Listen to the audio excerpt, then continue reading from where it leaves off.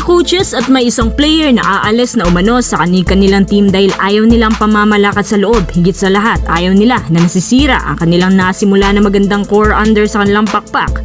Unahin na natin itong coach umano na nasa pinaka-hot seat ngayon na si Charles Tew.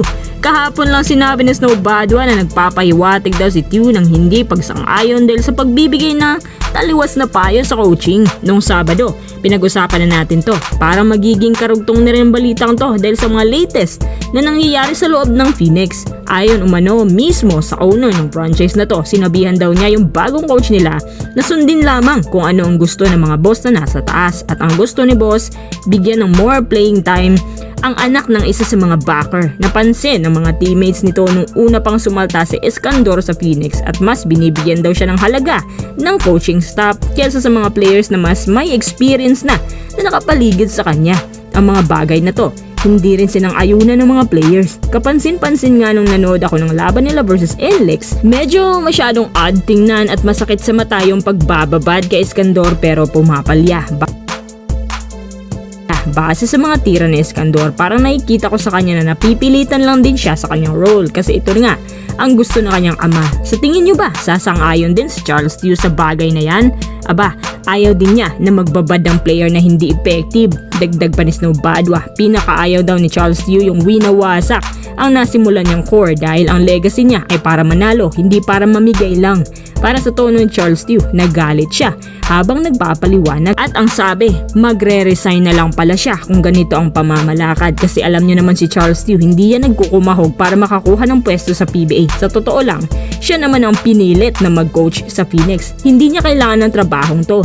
Ang sabi ni Charles Tew, mas gusto pa niya mag-coach sa St. Benilde kaysa sa PBA. Kaya nga todo deny siya sa balita na magiging coach na pala siya ng Phoenix. At kung ganito naman palang pamamalakad ng Phoenix, bakit pa sila nandyan? At sinong coach naman na magtatagal sa kanila maliban na lang kung ang coach na papasok sa kanila ay go with the business lang, hindi yung for legacy. Nga pala, isisingit na lang din natin itong balita a day ago mula sa Spain na si Coach Jeff Carriazo ay papalitan na rin daw ng Blackwater kasi ngayong buwan mag-i-expire na palang kontrata niya. Isa pa tong Blackwater, kahit alam naman ni Jeff Carriazo na ang purpose ng Blackwater hindi para manalo, ginagawa na lang niya kanyang trabaho. Ngayon napapalitan siya, parang lumalabas na kasalanan pa talaga niya kaya nasa huling standing sila. Kahit sino pang iligay dyan, hindi na magbabagong Blackwater as long as galing sa owner mismo ang may problema. Actually, nakakasawa na ang pag-usapan yan kasi sobrang obvious na. Isa lang si Jeff Carriazo sa mga biktima ng Blackwater na umano'y magpapalit ng coach para sabihing nagpapalakas. Yun pala, yung susunod na coach na papalit sa kanya, papalitan pa rin. Pero yung mga players gagawin lampain at hindi pinapalitan ng with quality.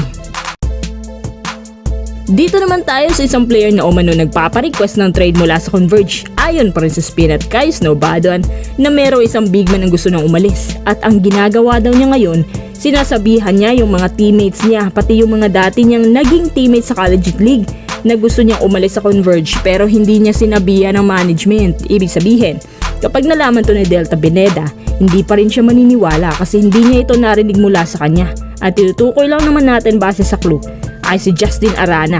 Baka natatakot lang si Arana na magsabi sa Converge kasi alam niyo naman medyo may pagka-stricto si boss ngayon.